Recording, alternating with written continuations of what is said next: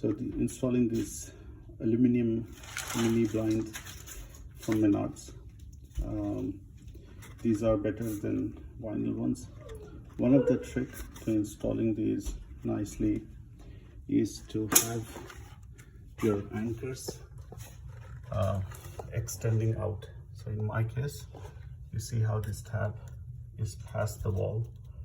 So here's the wall that's extending out, so it becomes easier to install because these lips that we see here are supposed to go in that hook, and then it gets pressed into the bottom part.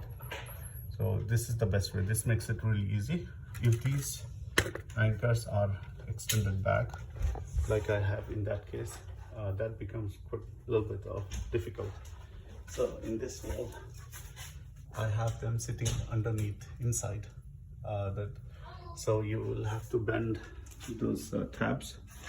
These tabs, there are two ways. Either you take a piece of pliers, bend them down so you create enough clearance between the wall and the hook, or you have to take a plier and then extend this out, so bulge this out, so it's easy to hook up.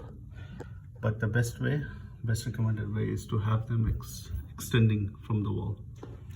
It becomes really easy to install and uninstall.